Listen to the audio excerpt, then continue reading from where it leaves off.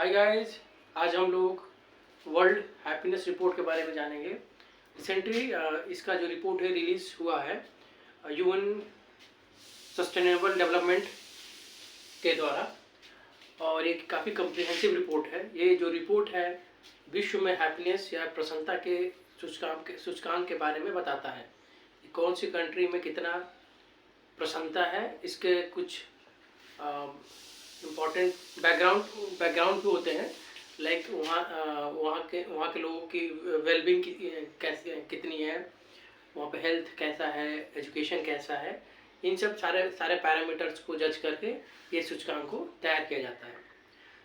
ये जो सूचकांक है हर वर्ष 20 मार्च को रिलीज़ किया जाता है, और जो 20 मार्च है ये अंतर्राष्ट्रीय प्रसन्नता दिवस, इंटरनेशनल हैप्पीनेस डे के रूप में भी मनाया जाता है। तो सबसे पहले हम कुछ महत्वपूर्ण तथ्यों के बारे में जानते हैं। इस वर्ष भी फिनलैंड जो है प्रथम स्थान प्राप्त किया है, और ये फिनलैंड जो है लगातार 7 वर्षों से ये प्रथम स्थान प्राप्त कर रहा है। ये एक बहुत ही महत्वपूर्ण तथ्य है कि अगर इस सूचकांक में हम देखें कि जो भी नॉर्डिक कंट्रीज़ हैं like Finland, Denmark, Iceland, Sweden, ये 3 से 4 जो स्थान होते हैं सूचकांक के, उसमें ये लोग डोमिनेट करते हैं। और हम देखें तो प्रथम स्थान फिनलैंड को गया है, उसके बाद डेनमार्क, आइसलैंड और स्वीडन। तो आप देख सकते हैं कि जो भी 4 प्लेसेस हैं नॉर्डिक कंट्री को गया हुआ है। इसके पीछे कुछ रीज़न भी है। रीज़न ये है कि जो भी जो इन कंट्रीज़ में जो सरकार का अप्रोच होता है वो सिटीजन सेंट्रिक होता है। इसका मतलब जो वहाँ के नागरिक होते हैं उनका वेलबींग, उनकी देखरेख ये सरकार की जिम्मेदारी होती है। और वहाँ पे वेल्थ डिस्ट्रीब्यूशन जो है, अगर हम इकोनॉमिक टर्म्स में बात करें तो जो भी वहाँ का वेल्थ होता है, धन होता है, उसका जो डिस्ट्रीब्यूशन होता है पब्लिक में अच्छा होता है। और सारे भी फैक्टर हैं, वहाँ पे करप्शन बहुत ही कम है, वेरी लेस। साथ में सिटीजन्स जो है उनका जो पब्लिक इंस्टीट्यूशन में जो ट्रस्ट है काफ़ी हायर होता है। तो इन सब चीज़ों की वजह से यहाँ पे जो जब भी वर्ल्ड हैप्पीनेस इंडेक्स आता है, वर्ल्ड प्रसन्नता सूचकांक आता है, उसमें ये लोग डोमिनेट करते हैं। मतलब 3-4 जो प्लेस होते हैं जनरली नॉर्डिक कंट्री को ही जाते हैं। अगर इसमें देखें तो प्रथम स्थान फिनलैंड, उसके बाद डेनमार्क है, आइसलैंड, स्वीडन। अगर 3-4 स्थान में देखें तो और भी कोई कंट्री नहीं, ना अफ्रीका से है, ना इंडिया से है, ना एशिया से। अगर हम सबसे निचले पायदान की बात करें तो ये जो लास्ट कंट्री है वो अफगानिस्तान है। वो 143वें पायदान पे है। मतलब 143 कंट्रियों की रैंक की गई थी, उसमें इसका जो स्थान था सबसे बॉटम 143वां था। इसका कुछ रीज़न भी है, क्योंकि अफगानिस्तान में कंटिन्यूसली सिविल वॉर होता रहा है। अभी तालिबान की रेजिम में, तालिबान की सरकार है, और वहाँ पे स्टिल बॉम्बिंग और चीज़ें हो रही हैं, किलिंग्स हो रही हैं। साथ में वहाँ पे इंटरनेशनल सैंक्शंस भी हैं। मतलब अंतर्राष्ट्रीय जो कंट्रीज़ हैं उन्होंने सैंक्शन लगाया हुआ है। यूएन से भी उतनी फंडिंग नहीं होती है जितनी ज़रूरत है।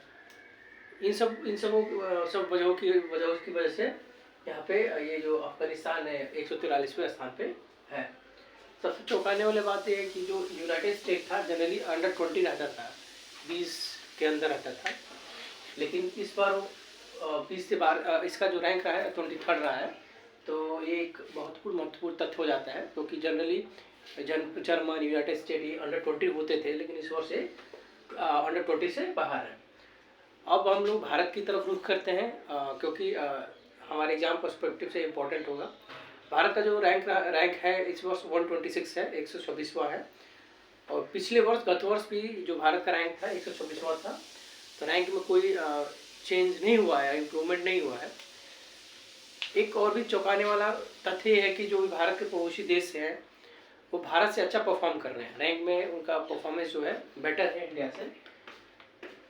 तो हम ये कह सकते हैं कि भारत सरकार को, या जो भी पॉलिसी मेकर्स हैं जो पॉलिसी बनाते हैं भारत सरकार के लिए, उनको इस बात पर ध्यान देना चाहिए कि जो भी सिटीजन सेंट्रिक जो अप्रोच हो उनको फॉलो करना चाहिए।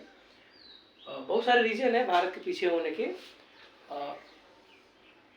इन टर्म्स ऑफ इकोनॉमिक और भी चीज़ें जो हैं, क्योंकि यहाँ पे जो भी बेसिक सेवाएं हैं लाइक हेल्थ एजुकेशन या तो अनअफोर्डेबल है या फिर they are in very poor quality. अगर गवर्नमेंट स्कूल्स की हम बात करें तो उनकी क्वालिटी सही नहीं है। हेल्थ की बात करें तो अगर है भी तो वो बहुत डिफ़िकल्ट है, कॉमन सिटीजन को पाना बहुत ही डिफ़िकल्ट है, क्योंकि बहुत ही वो रेयर सप्लाई में है। अगर हेल्थ इंस्टीट्यूशन हेल्थ की बात करें तो इन सब ये सब जो वजह हैं, साथ में करप्शन काफ़ी रैम्पेंट है। मतलब भ्रष्टाचार जो है भारत में काफ़ी रैम्पेंट है। अगर उसके करप्शन का इंडेक्स की बात करें तो हम हमारा जो स्थान है 85th है, जो करप्शन इंडेक्स था। तो इन सब वजहों से भारत सरकार इन सब बातों पर ध्यान देना चाहिए, गौर करना चाहिए और इंश्योर करना चाहिए कि भारत का जो रैंक हो इम्प्रूव।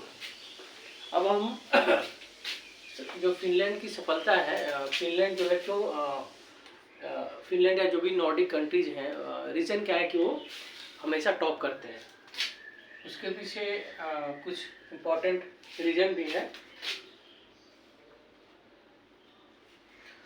है अगर हम नॉर्डिक कंट्री जो फिनलैंड है उनका जो अप्रोच होता है, सिटीजन का भी जो अप्रोच होता है या फिर जो सरकार वहाँ की सरकारें होती हैं वो नेचर से एसोसिएट करती हैं। मतलब जो भी उनकी रूल्स रेगुलेशन पॉलिसीज बनती हैं तो जो नेचर होता है वो सेंटर पे होता है। साथ में वहाँ पर हेल्दी वर्क लाइफ बैलेंस है। वहाँ पे सोशल सिक्योरिटी स्कीम काफ़ी अच्छी होती हैं, like old age scheme, old age जो प्रोग्राम्स होते हैं, स्कीम्स होते हैं। एक economically way much more better है। पर कैपिटा अगर यद्यपि उनकी जो पॉपुलेशन है, जनसंख्या काफ़ी कम है, लेकिन उनके पर कैपिटा इनकम को देखें तो one of the highest in the world. साथ में वेल्थ डिस्ट्रीब्यूशन काफ़ी अच्छा होता है वहाँ पे।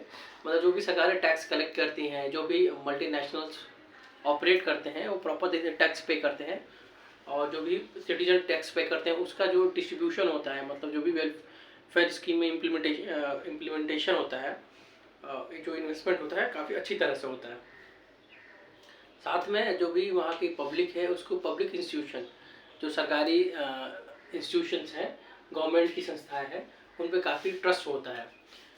करप्शन भी बहुत कम केसेस होते हैं, रेयर होते हैं। वहाँ पे basic facility health education common है, सबके लिए कॉमन है, और एबंडेंस ऑफ सप्लाई मतलब जो वहाँ हेल्थ और एजुकेशन है सफिशिएंट मात्रा में अवेलेबल है इन टर्म्स, और साथ में क्वालिटेटिव भी है। तो इन सब वजह से जो भी नॉर्डिक कंट्री है या फिनलैंड है वो टॉप रैंक में आते हैं। अगर हम रिपोर्ट की बात करें तो कौन इस रिपोर्ट को जारी करता है, तो जनरली एग्ज़ाम्स में आप यूएन सस्टेनेबल डेवलपमेंट सॉल्यूशन जो है ये मिलेगा मोस्ट प्रोबेबली। तो ये ऑर्गेनाइजेशन इम्पोर्टेंट हो जाता है। लेकिन साथ में इसके कुछ और भी ऑर्गेनाइजेशन हैं जो इस रिपोर्ट को पब्लिश करने में काफ़ी हेल्प करते हैं, जैसे गैलो, ऑक्सफोर्ड, बेल वाइडिंग रिसर्च इंस्टीट्यूट। ये भी जो ऑर्गेनाइजेशंस हैं इस रिपोर्ट को प्रकाशित करने में, इनकी यूएन सस्टेनेबल डेवलपमेंट सॉल्यूशन जो कि यूएन की एजेंसी है उसको हेल्प करते हैं डेटा इकट्ठा करने में और कंपाइल करने में। लेकिन जनरली आप एग्जामिनेशन पॉइंट ऑफ व्यू से इसको आप पाएंगे। ये सब जो वर्ल्ड हैप्पीनेस रिपोर्ट के कुछ 2024 के इम्पोर्टेंट तथ्य थे। धन्यवाद।